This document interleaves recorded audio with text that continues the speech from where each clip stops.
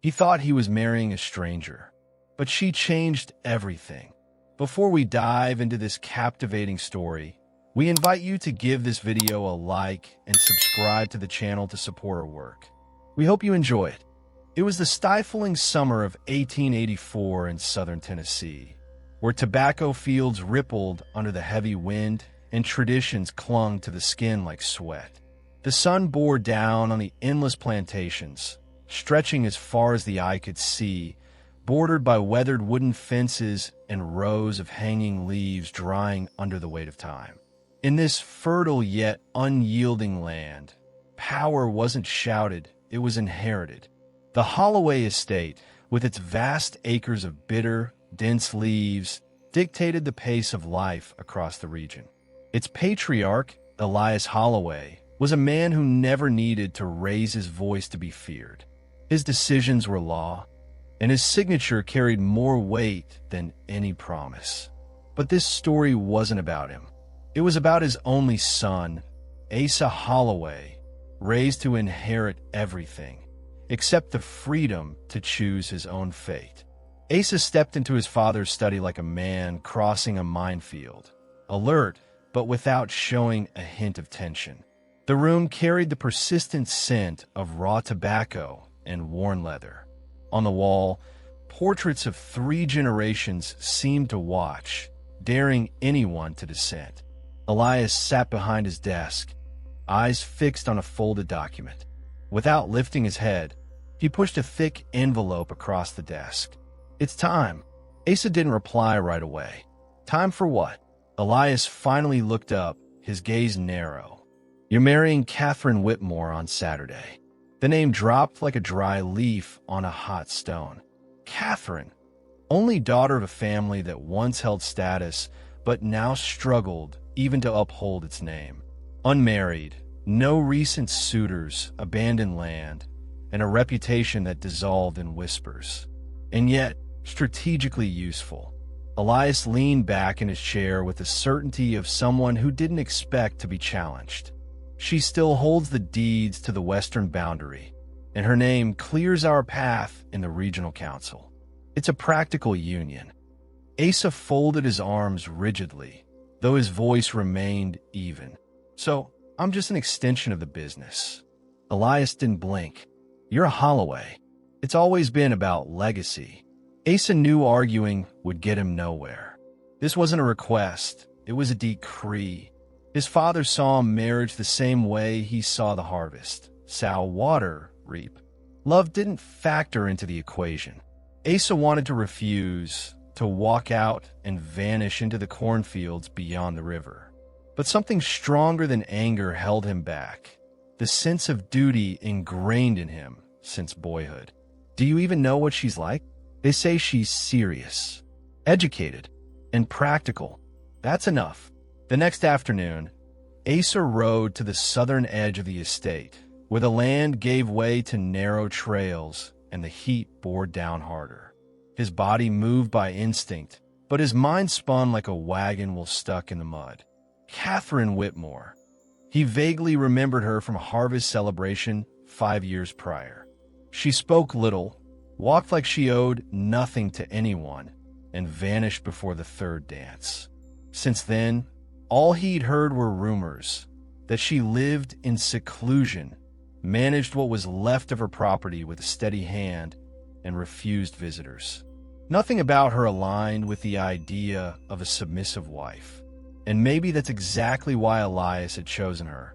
He knew there would be no romance, no distractions, just functionality. But even bound by obedience, Asa felt a growing unease. What if she was more than what people said? What if, against all odds, this union was the start of something he had no name for yet? The wedding took place 2 days later, in a wooden chapel built by the Holloway family during wartime. No flowers, no music, no guests besides the obedient and the fearful.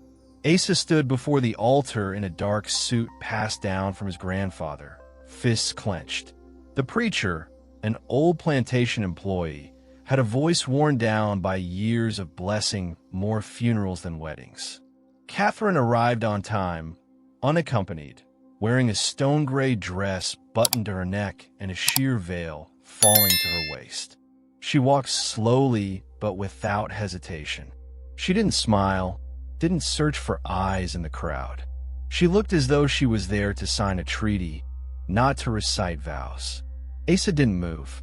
He had expected awkwardness, maybe disdain, but there was only resolve in the way she walked, like someone who knew exactly what she was doing. The pastor's words echoed with the hollow cadence of a memorized prayer. "Do you, Asa Holloway, take Catherine Whitmore to be your lawful wife?" "I do." "And do you, Catherine, take Asa Holloway as your husband?" "I do." Her voice was low, but clear. Lifting her veil felt like a mere formality until Asa did it. And there she was, not traditionally beautiful, nor soft in her gaze. But her presence was absolute, her eyes direct, her expression unreadable. He found himself surprised, not by her appearance, but by the fact that she knew. She knew he hadn't expected this, and she didn't seem to care. In that moment, Asa didn't know whether he'd walked into a trap or just met the only woman who wouldn't bend to his father's rules. After the ceremony, they returned to the main house in silence. The Holloway mansion, with its wide porch and peeling white columns, loomed over the newlyweds like an ancient judge. Asa opened the door for her without speaking, merely gesturing the way. Catherine stepped in, her eyes scanning the space like a general surveying contested ground. "This is where they expect me to live?" she asked. He nodded. "Your room is at the end of the hall. Mine's on the other side." Nothing more was said.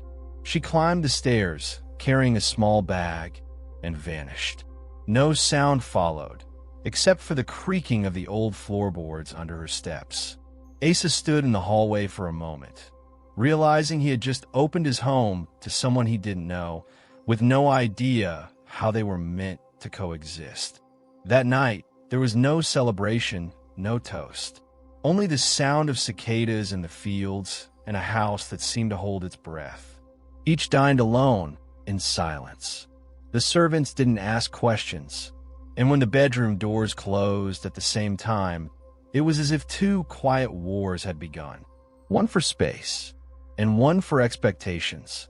Their second day as husband and wife began beneath a soft morning mist that settled over the fields before the sun could scorch the dry tobacco leaves. The house was quiet but active. Servants moved quickly through the halls with lowered eyes and light steps, as if trying not to disturb the tension that had lingered since the ceremony. Asa came down for breakfast to find the table set with mechanical precision, yet there was no sign of Catherine. He sat and ate in silence, though her absence felt like a misplaced weight in the chair beside him. She appeared only hours later, already dressed in a practical outfit, her hair pinned back, her expression unapologetic. She passed him in the hallway with the faintest nod, not slowing her stride. It wasn't disdain, nor was it provocation. It was the manner of someone entering a meeting to handle business. Asa noticed there was no attempt to charm or please him, and strangely, that held his attention more than any effort might have. Catherine asked no questions. She observed. In silence, she studied the servants, the rhythms of the house, the spaces she now occupied, as if surveying land before planting. On the third day, without a word to Asa, she showed up at the drying barns in worn boots and a headscarf, walking among the laborers with a small notebook in hand. A few men paused, unsure whether to greet or ignore her. She expected neither greetings nor explanations. She took notes, inspected the storage methods, and asked a foreman why the leaves were stacked in that particular way. He answered cautiously but directly. She nodded and moved on.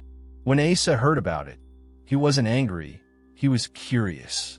He mounted his horse and rode out to find her. There she was, standing beneath the shade of an old barn, staring at the beams as if measuring time, not wood. She sensed his approach, but didn't turn. She simply said the roof of that barn was sagging and, if left unrepaired, they'd lose more than half the next harvest. Asa dismounted slowly, eyes fixed on her. Not out of irritation, but surprise. No woman he'd known, or even seen from a distance, would have entered the core of production uninvited. None would have pointed out flaws without fear of seeming improper. But Catherine acted as if it all belonged to her, as if this marriage didn't make her a guest, but a co-owner. And rather than repel him, that stirred something in Asa, something between challenge and admiration. Still, he said nothing. He glanced at the roof and confirmed she was right. She gave a slight nod and turned to walk back to the house, leaving him standing amid the sharp scent of curing tobacco and the hushed rustling of drying leaves. The following days repeated with the same tense, measured cadence. Catherine had breakfast before him, dinner after. They crossed paths in the hallways like co-owners managing separate duties, not a newlywed couple. She read in the evenings, he wrote at dawn. Occasionally, their eyes would meet, and Asa had the distinct feeling she saw more than she let on, not just about him, but everything. It was unsettling to face someone who didn't seek approval, didn't advance, didn't retreat. She simply remained. One morning, watching her fold the guest room linens with almost military precision, Asa wondered what had made her so unyielding. It wasn't coldness, it was control, as if any gesture of affection was too calculated a risk. He remembered what his father had said. She was viable, but that didn't explain this kind of strength, or this kind of solitude. Then came the first letters, addressed to Asa, written by Elias in his usual firm, unembellished hand. They didn't ask about the harvest, they asked about the wife. Was she discreet? Did she obey? Did she stay out of household affairs? Asa didn't respond right away. For 3 days, he watched Catherine more intently, trying to see what his father feared or hoped for. But all he saw was a woman who moved with the ease of someone who wasn't pretending. She slept little, worked often, never demanded space, but never shrank either. In her room, there were only a few possessions: a portrait of her mother, a silver brooch, a worn bookkeeping ledger.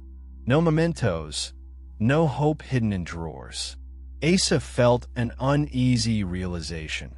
She expected nothing from this marriage. No affection, no rejection. It was as if she had signed a contract. Nothing more. On the 6th day, something different happened. Catherine appeared at the barn where Asa usually oversaw shipments. She didn't say a word, just watched. When he finished, she walked beside him toward the exit. It wasn't closeness. It was almost an escort. But at the end, just as he mounted his horse and she turned to go back inside, he called her name. Quietly, she paused, looked over her shoulder, and waited. He hesitated, then told her the barn roof would be reinforced that week, as she had suggested. She simply nodded, no smile, no praise. But in that instant, something passed between them. Not gratitude, not surprise, perhaps recognition. Asa rode away without another word, but the moment stayed with him like dust clinging to his hat. Elias wrote again on the 8th day, this time demanding a clear answer. Asa picked up pen and paper and wrote a short reply. She manages well. She causes no trouble. And yes, she's viable. He folded the letter, sealed it with wax, and sent it off. But as he watched the messenger ride away, the envelope bouncing against the saddle, he felt a subtle unease, as if he had lied by omission, as if the truth, something about her that unsettled him, challenged him, made him think of her at night without reason, was more real than anything he'd put to paper. And for the first time since the wedding, Asa wasn't thinking about legacy, land, or the Holloway name. He was thinking only of her. And that simple shift in focus left him as restless as an unbroken horse. The following week began with the arrival of a supplier from the Carolina border, a man known for squeezing every penny out of every deal. Asa received him in the front courtyard with the same caution one might use when handling a skittish animal, firm but calculated. Catherine appeared mid-conversation, not to interfere, but with the assertiveness of someone who knows when their presence matters. She brought the price records from the previous harvest and presented the figures clearly, without asking permission. The supplier hesitated upon seeing her, then muttered something about wives with sharp tongues. Asa responded only with a glance, enough to silence the man with a clearing of the throat. When the deal was sealed, Catherine handed over the papers without a smile and left just as she had entered. Once alone, Asa stared at the dusty ground and quietly admitted to himself that, had he handled that man alone, he would have settled for less. He said nothing to her, but that night, walking down the hallway, he stopped in front of her door, not to knock, not to enter, just to listen to his own footsteps as he walked away. In the days that followed, her conduct remained precise, methodical, her attention sharp when it came to accounts, storage, and the workers who moved across the estate's borders. Some staff had already learned it wasn't wise to test her patience. Others still whispered among themselves, unsure whether to treat her as a mistress of the house or a temporary figure. But Catherine didn't need to correct anyone. Her actions spoke for her. She began to alter small routines, serving meals to the workers earlier to prevent heat stroke, reorganizing seed inventory with a system of marked crates, hiring 2 women from the village to sew transport sacks instead of ordering them from outside. Each change brought results, and every result ended up in the notebook she always carried. Asa began to pay attention to that notebook. He never asked to see it, but he noticed when she opened it on the porch, scribbling between sips of lemonade and instructions to the servants. He found himself wanting to know what was inside. One afternoon, a sudden downpour struck, heavy, fast, merciless. Asa was in the field with 3 workers, covering a fresh pile of harvested leaves when he heard hurried footsteps approaching.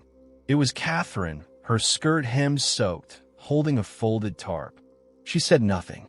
She handed him the tarp, climbed up the barn ladder, and began shutting the upper shutters. The men hesitated at her presence, but Asa didn't. He took the tarp and finished covering the load.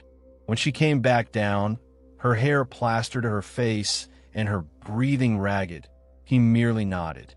For the first time, he saw her without the veil, without the buttoned-up vest, without the composure that made her seem like a statue in motion. And she, even drenched and breathless, was still entirely herself. No fragility, no performative grace. That image lodged in Asa's mind like a photograph etched into memory. That night, he couldn't sleep. The sound of the rain outside felt quieter than the storm still echoing within him. On the 14th day, Catherine walked into the study with the inventory records. Asa was finishing a letter to the regional council and wasn't expecting her. She placed the documents on the desk and pointed out a discrepancy in the stock records, suggesting that the previous manager may have been diverting part of the crop for off-the-book sales. Asa paused for a few seconds, reviewing the notes she had left. The numbers matched. So did the dates. The conclusion was undeniable. He looked up and, for the first time, asked how she had found out. Catherine answered plainly, by cross-checking the transport logs with production dates and sale values in the neighboring village. Nothing more. No boasting. No request for acknowledgement. He said he would take care of it and thanked her. She nodded, turned, and left. Asa sat holding the papers, unable to return to the letter. For the first time in days, he thought maybe he had more to learn than to teach. The next day, Asa decided to accompany her to the old Whitmore plantation 3 miles east. Catherine visited the site every 2 weeks to oversee what remained of the land still under her name. When they arrived, The fields were overrun with weeds, and a shack stood with a roof held up more by stubbornness than by wood. She stepped off the cart firmly, walked into the house, and began gathering old books and documents. Asa watched in silence, trying to understand why this barren, forgotten land still mattered to her. Catherine explained she had no intention of selling it, despite knowing Elias would find that foolish. It was all that remained of her family, and as long as she could keep the records intact, she would. Asa said nothing, but when they returned to the cart, he got down first and extended his hand. Catherine accepted it, not as a romantic gesture, but as an unspoken agreement that, at least here, decisions would be shared. The days that followed brought no change in routine, but something shifted in the way Asa thought of her. He no longer saw her as just a useful piece in his father's plans. She had become a constant presence in the way he interpreted the world around him. The decisions he used to make alone now passed through a silent filter. What would she think of this? It wasn't submission, nor infatuation. It was respect, perhaps curiosity, but more than anything, it was the awareness that Catherine, with her sharp gaze and straightforward manner, had become inescapable. He didn't know when it had started. He only knew that each morning, he wondered if he'd see her before lunch. And when he did, he looked for some sign in her face that maybe, just maybe, she had thought of him too. The next morning, Asa stepped into the yard and found Catherine watching an ox cart stuck in the mud. One of the workers was struggling to free the wheel, but without success.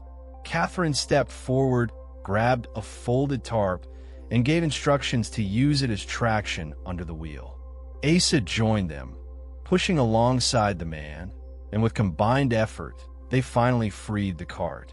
Once everything was settled, Asa wiped his hands on his trousers and told Catherine she should accompany him to the warehouse in Fayetteville the next day.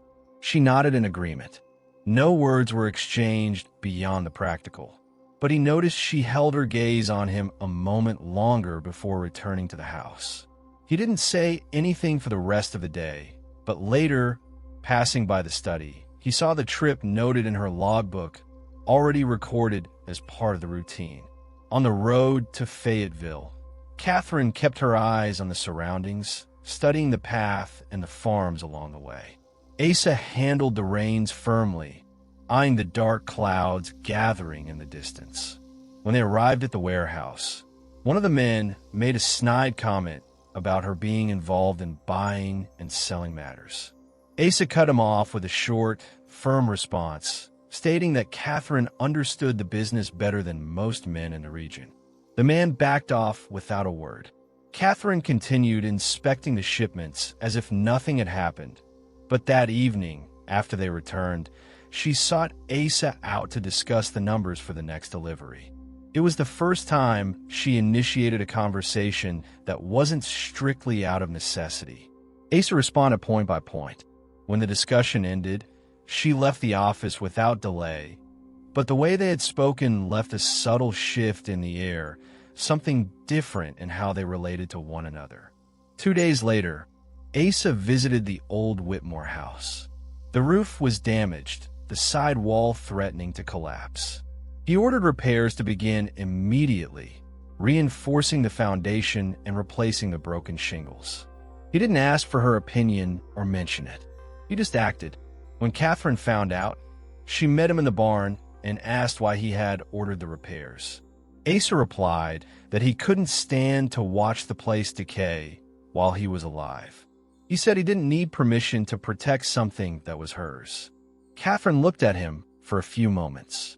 She didn't argue. She didn't thank him. She merely confirmed that some of the old tiles could be reused. That evening, she joined him at the dinner table without delay. She sat across from him, served herself calmly, and brought up the need to hire a new boy to help count inventory.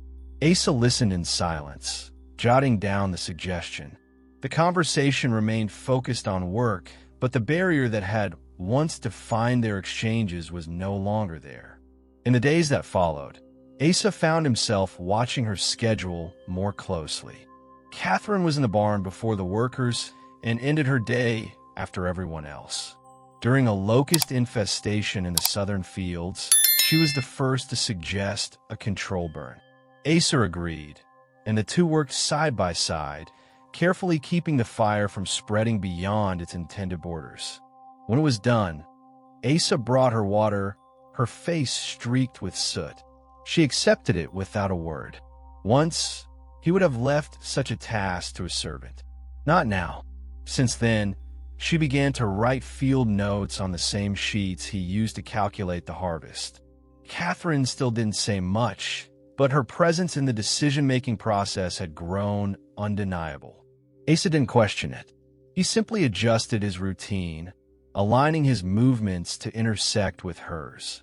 At the end of the month, Catherine twisted her ankle trying to move a ladder in the barn. Asa was called immediately.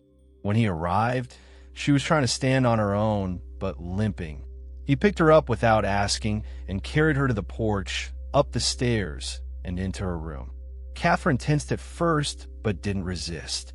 Asa called one of the maids to bring a bandage and, after wrapping her ankle, left a plate of food on her nightstand. She thanked him, reserved as always, and he left without pressing for conversation. That night, he returned with a packet of paperwork and placed it on her desk, saying she could continue supervising from there. Catherine replied that it wasn't necessary, but she didn't return the papers.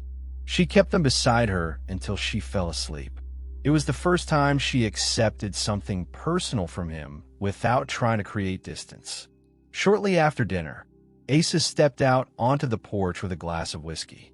Catherine appeared minutes later, her hair tied back simply, a shawl over her shoulders. She sat at the wooden table, picking up a book she had left there earlier. When she stood to go back inside, Asa called her name. She paused at the door. He asked how she knew so much about the business, routes, pests, ledgers, transportation. Catherine answered calmly. She explained that her father had fallen ill when she was still young, and her mother couldn't read. She had managed the farm until the fields dried up, negotiated with creditors, and ran things as best she could until the last worker left the land. She didn't look at him as she spoke, just adjusted the shawl over her shoulders. Asa nodded and said nothing else. Catherine went inside, and he remained on the porch, realizing there was far more to her than any report could have ever told him. The day began heavy, the sky blanketed with thick clouds and the scent of warm earth rising early from the ground. Asa stepped out through the side door of the house and saw Catherine speaking with a new inventory boy. She pointed to columns in an open ledger, correcting figures with the tip of her pencil and giving clear instructions. She never raised her voice, yet every word she spoke was followed with precise execution. Asa approached only after the conversation ended. Catherine walked toward him and mentioned a discrepancy in the last shipment count, already resolved. Asa told her he trusted her work. Catherine looked at him for a moment, then nodded. She didn't return to the office for the rest of the morning. Instead, she sat in the library with books on her lap, flipping through the pages but not settling on any. Late that afternoon, Asa found Catherine in the old backyard, kneeling before a patch of dirt. She had a basket of seedlings, a small spade, and dirt-streaked arms. He asked what she was doing. Catherine replied she was planting vegetables, not for the household, but because she enjoyed it. Asa said nothing. He picked up a tool leaning against the wall and began digging beside her. Catherine glanced at him briefly, then continued. They worked side by side until the light faded. When they were done, she stood, brushed her hands on her skirt, and paused to look at the plot they had worked on. Asa remained standing, leaning on his hoe. There was no conversation. Catherine walked away without saying goodbye, and he stayed until the darkness fully swallowed the yard. The next day, Catherine was reviewing the monthly records in the main room when Asa came in carrying 2 mugs of coffee. He set one beside her and sat down with the other. Catherine didn't thank him, but she drank it. They continued working, seated at opposite ends of the table. When they finished, she commented that the price per sack was lower than expected and suggested reducing the next shipment. Asa agreed, saying her assessment made sense. Catherine closed the book calmly and offered to draft the new contracts by morning. Asa watched her as she gathered the documents. He was used to seeing people busy, but not with the kind of precision she displayed. Catherine finished, put everything away, and left the room without another word. Asa stayed for a while, not even opening the folder in his hands. Later, he asked her to ride with him up the hill behind the fields. Catherine hesitated but agreed. They rode on horseback, saying nothing during the climb. When they reached the top, Asa dismounted and helped her down.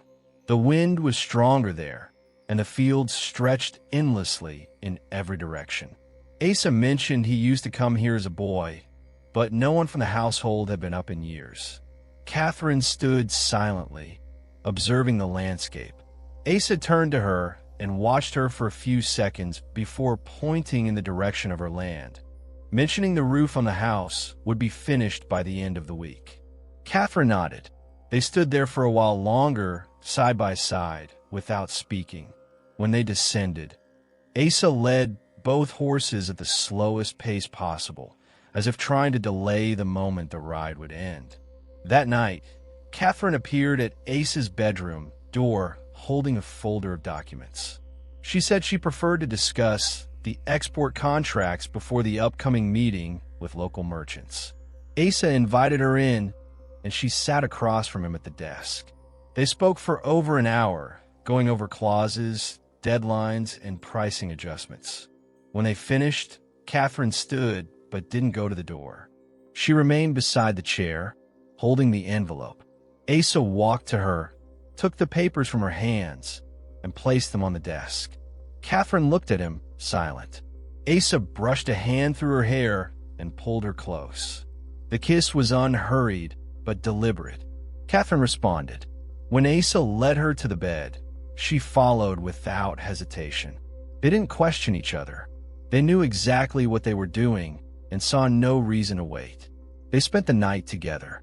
When Asa awoke in the middle of the night, Catherine was still beside him, clothed from the waist up, her legs tucked under the blanket. She didn't move, but her breathing was steady. Asa didn't touch her. He dressed quietly, walked to the window, and stared out at the fields. The sky was beginning to lighten, and the distant sound of roosters filled the air. Catherine lay still, one arm draped over the pillow. Asa returned to the bed and lay down again, eyes wide open. He knew something had changed, not because of what had happened between them, but because of what he had felt before she even knocked on his door. The day began with a clear sky and the heat already pressing down before the first voices echoed across the fields. Catherine came downstairs to find Asa at the breakfast table, organizing a pile of papers. He had already summoned the transport reports and was marking price variations across recent routes. As she approached, he extended one of the notebooks toward her. Catherine sat, read carefully, and pointed out that the Eastern Trail route had become unreliable. Asa replied that if she had an alternative, he preferred that she make the decision. Catherine stayed quiet for a few seconds, then suggested a detour through the Duncan estate. Asa said he trusted her judgment. Catherine nodded and, without lifting her eyes from the page, added that she appreciated his trust. Asa looked up at that moment, and their eyes met longer than necessary. Shortly after, Asa left to inspect the southern wing of the plantation while Catherine remained in the office. At lunchtime, he returned to find 2 plates already served on the dining table. She commented that she had asked the cook to prepare the herb-seasoned chicken he seemed to prefer. Asa thanked her and asked how she knew. Catherine said she had heard him mention it to one of the workers months ago and had decided to test her memory. Asa smiled, a quiet, sincere gesture. Over the meal, they discussed a new storage system she wanted to implement. and Asa offered to help renovate the compartments. She asked if he truly cared about those kinds of details. Asa answered that he did, because everything she handled improved the estate. Catherine went silent for a moment, then said plainly that it meant more to her than he probably realized. That afternoon, Asa found Catherine near the stables. She had spent much of the day overseeing the leaf drying process and was now organizing data with one of the staff. Asa waited until she finished and asked her to take a walk. Catherine was slightly puzzled by the invitation, but agreed. They walked to the edge of the plantation, where the breeze was stronger and the quiet allowed for easier conversation. Asa asked if she had thought about bringing the Whitmore lands back into production. Catherine replied that she thought about it often, but hadn't figured out how yet. Asa told her that if she decided to move forward, he would help with the initial investments. Catherine looked at him, visibly surprised, and this time, her reaction couldn't be hidden. She said, "Thank you," with a steady voice, but her tone revealed how much it meant. It was the first time Asa had offered something without being asked, and it left an impression. That evening, Asa arrived with a small package wrapped in plain cloth. Catherine was in the library reviewing papers when he entered and placed it on the table. He told her it was just a leather bookmark, engraved with her initials. Catherine unwrapped it carefully and examined the item. It was simple but thoughtfully made. She turned it in her hands and looked at Asa. She said she didn't know what to say. Asa replied that he didn't expect any particular reaction, but thought she might like it. Catherine stood, walked over to him, and said clearly that she did, very much, and that the gesture made her happy. She touched his arm briefly, a small gesture, but one that did not go unnoticed. Asa responded that it was good to hear and remained standing by her side until she returned to her seat. At the end of the day, Asa sat on the porch while Catherine finished writing in the office. When she joined him, her hair still pinned up, she carried 2 cups of tea. She sat beside him and mentioned that the month's accounts were nearly closed. Asa asked if she felt at home there, in that house, living at that rhythm. Catherine answered that, at first, no, but she was learning to breathe differently now. Asa was quiet for a moment, then asked if she ever imagined things between them would turn out like this. Catherine replied that she hadn't known what to expect, but she was surprised by what she now felt. Asa said he was surprised too. Catherine looked at him, and they remained in that silence, a space where nothing else needed to be said. The intimacy between them, once quiet and careful, was now forming with greater clarity. When Catherine stood to return to her room, Asa walked her to the door. She held the bookmark in her hand, running her fingers lightly over the leather. Before stepping inside, she turned to him and thanked him again, this time looking him directly in the eyes. She said she wasn't used to small gestures, but was learning to value each one. Asa told her there would be more. Catherine replied that she'd be waiting. Then she went in, leaving the door slightly ajar. Asa remained on the porch, no bottle in hand, no glass, only the echo of her words. It wasn't a promise, but it was enough to know that something meaningful was being built between them. The week began with an unusual flurry of activity throughout the house.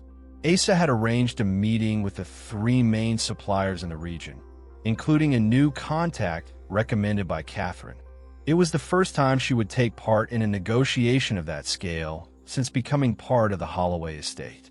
Asa made a point of including her in every step of the preparation, reviewing the documents to be presented and setting up the room where the meeting would take place. Catherine went over the contracts with sharp attention, seated beside him for hours. When Asa suggested she open the presentation, Catherine hesitated briefly. She asked if he was sure the men in the room would accept that. Asa replied he wasn't concerned with what they accepted, only with what worked. Catherine gave a subtle smile and said, in that case, she'd make it work. In that moment, Asa knew she wouldn't falter once she took her place at the table. On the day of the meeting, the house was cleaned and arranged with the same precision once reserved for past harvest banquets, though this gathering was far from celebratory. The guests arrived early, each carrying folders, clipboards, and guarded expressions. Catherine greeted them firmly, with no embellishments, and got straight to the point. She opened with precise figures, objective comparisons, and projections that even surprised Asa. When one of the men tried to interrupt with a sarcastic remark about her overly optimistic ideas, Asa cut in immediately. He said that if anyone in the room was more prepared than she was, then he'd gladly leave the meeting himself. The silence that followed was enough for Catherine to continue without further interruption.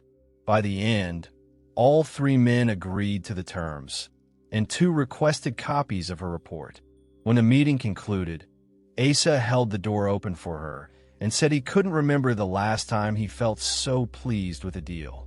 After lunch, Asa suggested they spend the afternoon in the field, far from the desk and paperwork. Catherine didn't resist the idea. They saddled their horses and took a lesser-used trail that wound between low trees and the scent of warm earth. They stopped near a stream that marked the edge of the property, where water moved slowly between mossy rocks. They sat by the bank without hurry. Asa said that with everything they'd done together in recent months, he could hardly remember what the farm felt like before she arrived. Catherine replied that sometimes she forgot what it was like to live without him nearby.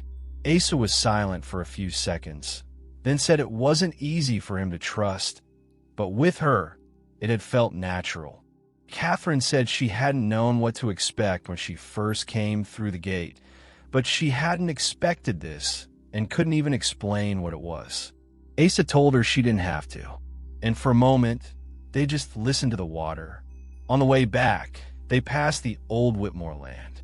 Catherine asked to stop. She dismounted and walked to the entrance of the restored house. She pushed the door open, stepped inside, and Asa followed. The house was clean but empty. Catherine moved through the rooms slowly. She said it was here she learned how to manage, negotiate, survive. She touched a ceiling beam and said her father used to say that when the wood was good, it held strong, even when everything else collapsed. Asa stepped closer and asked if she ever thought of living there again. Catherine said no. She'd spent too much time alone in that house already. Asa nodded and took her hand. She didn't pull away. Instead, she stood still for a few seconds, then gripped his hand firmly. It was a simple gesture, but sure. Asa pulled her closer and told her she didn't have to do anything alone anymore. That night, Catherine came to his room.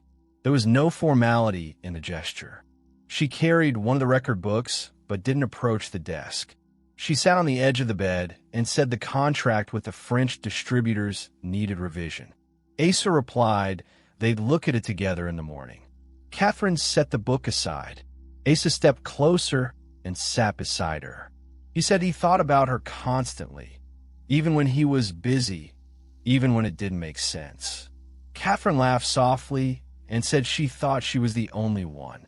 Asa put his arm around her shoulders and said he didn't want to go back to the way things were before. She didn't respond right away. She leaned in and kissed him slowly. When he laid her down, she followed without hesitation. That night was different from the first, slower, more certain, as if they both knew exactly where they were. The next morning, Catherine woke to sunlight filtering through the window slats. Asa was still asleep, one arm slung over his head, breathing deep. She dressed quietly and went downstairs. She made coffee herself and waited for him to appear. When Asa came into the room, Catherine set a cup in front of him and said the day would be long, but somehow felt lighter now. Asa replied that everything felt lighter with her around. Catherine smiled, and they drank their coffee in silence. That day, the farm kept its pace. The fields didn't stop, but something between the two of them had shifted. There was now consistency, partnership, and a feeling that no longer needed to be restrained. The following month began with an unexpected proposal from Nashville.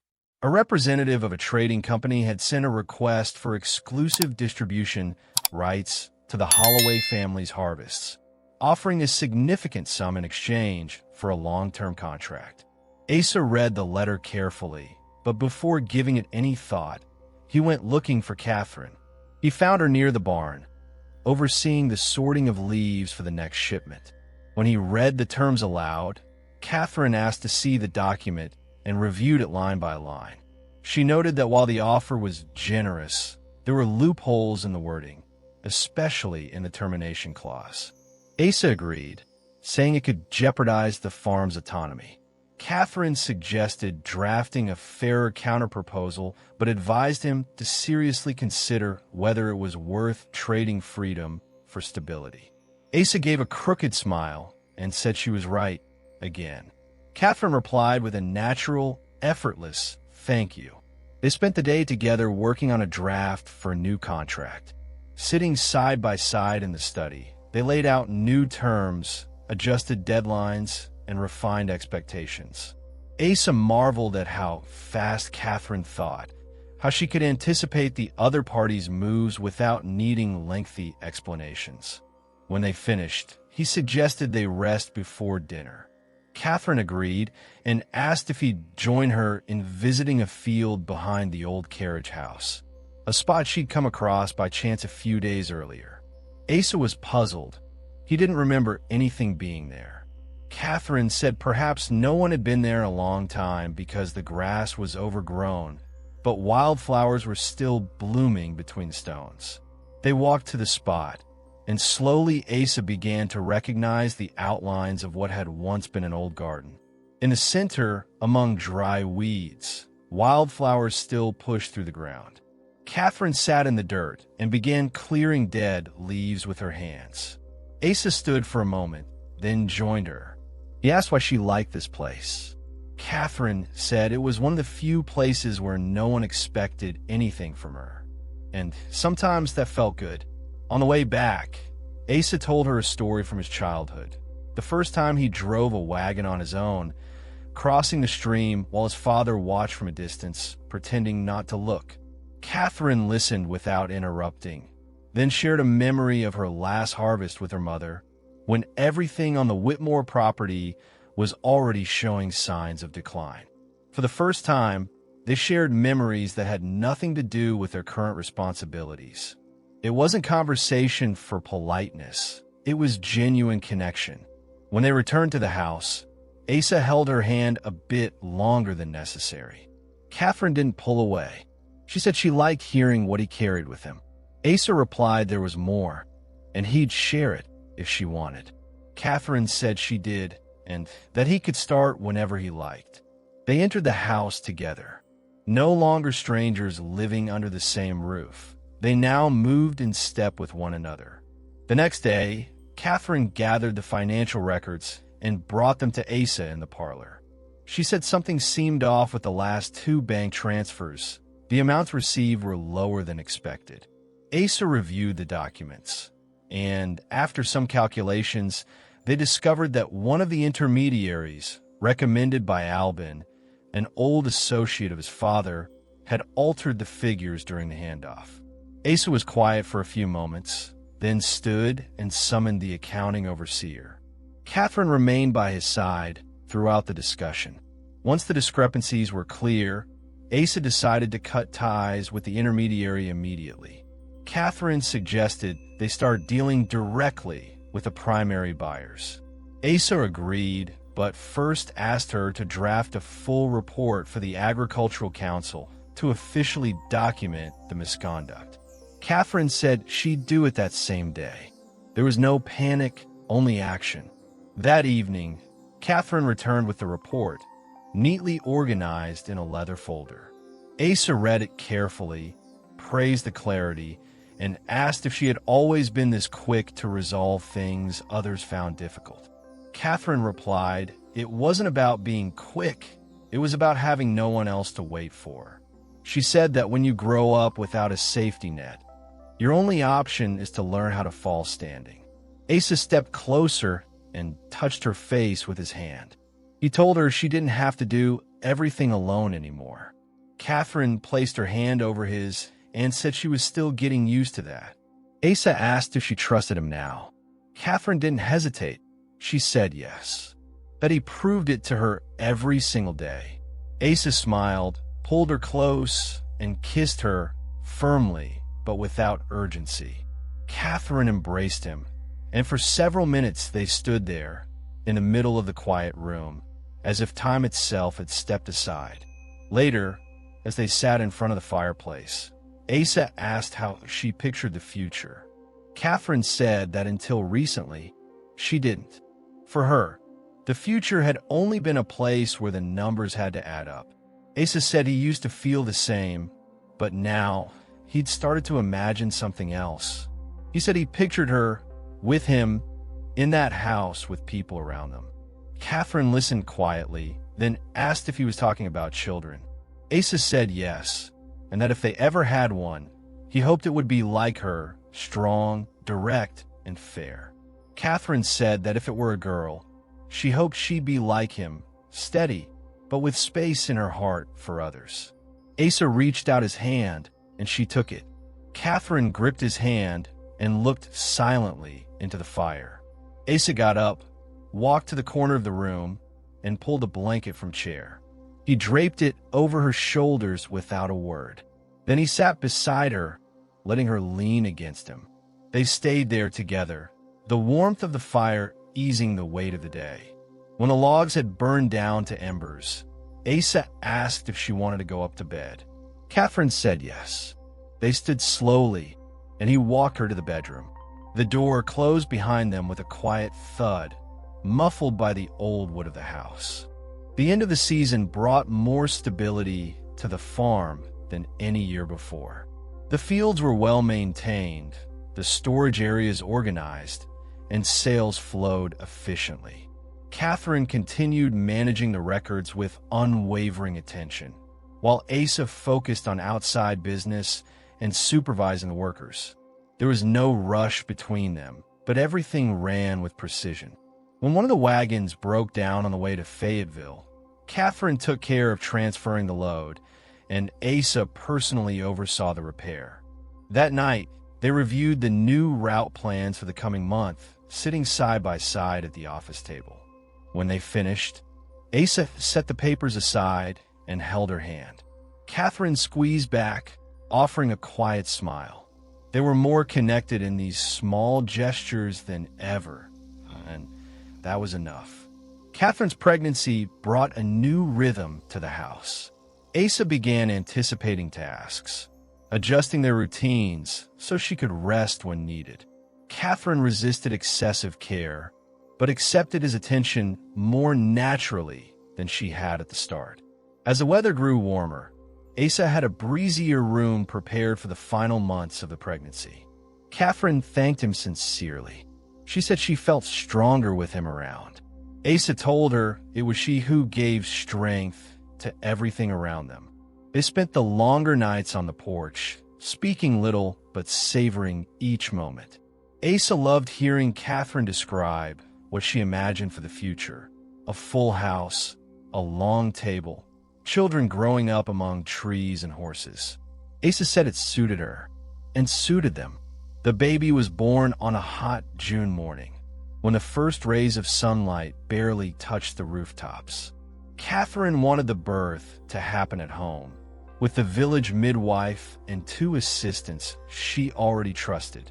Asa didn't leave her side for a second. The wait was long, but Catherine remained calm, navigating the moment with the same strength she used to handle contracts or crop pests. When the baby boy's cry finally filled the room, Asa bowed his head and exhaled deeply. Catherine stretched out her arms, took the child, and held him with visible tenderness. She looked at Asa and said he could name him. Asa replied that the name was already his. He sat beside her, ran his fingers through her damp hair, and said he would never forget that moment. Catherine's eyes glistened, but she didn't cry. She simply stayed there, holding their son, with her husband by her side. Word spread quickly among the workers and nearby neighbors. That afternoon, they left baskets of fruit, flowers, and quiet notes on the porch. Asa thanked everyone in person. Catherine had sweet rolls prepared for the staff, handed out at the end of the workday, with a simple thank you for everything. It was her way of saying this home had been built with many hands. In the days that followed, life resumed gradually. Catherine recovered steadily, and the baby slept well. Asa shared the nights with her, learning to care for the child with the same dedication he gave the farm. When the midwife said goodbye, she mentioned she hadn't seen a couple so in sync in years. Catherine simply smiled. Asa thanked her softly, his hand resting on the shoulder of the woman who was now his family. One afternoon, Catherine came out to the porch with the baby wrapped in her arms and sat on the same bench where she had once spent so many quiet nights. Asa joined her moments later, carrying 2 glasses of lemonade. He sat beside her, watching their son sleep. Catherine said she never imagined life would come together like this. Asa said he didn't either, but he was glad to be wrong. She laughed and rested her head on his shoulder. They talked about future plantings, what they'd grow when the boy learned to walk, and how they'd give him a room near the window. Asa said it should be the biggest room. Catherine agreed. As the sun began to dip, Asa adjusted the baby in her arms and said it was a good day to be alive. Catherine replied it was a good day to have someone to share it with. The next morning, the farm woke early, as always. Asa stirred at the smell of coffee from the kitchen and the sound of horses being readied. Catherine was still asleep, the baby beside her. He dressed quietly, went down the stairs, and walked out into the fields. The breeze moved gently through the leaves, and the sky was clear. As he paused to look out over the crops, he felt everything he needed was there. Solid ground beneath his feet, a living house behind him, and people with whom to build every season. Catherine appeared minutes later, her hair tied back, barefoot on the porch with the child in her arms. Asa raised a hand and smiled. No words were needed. Everything that mattered was right there, and it would keep growing with deep roots and steady steps. The end. What did you think of this story? Let us know in the comments, and tell us where you're watching from. See you next time.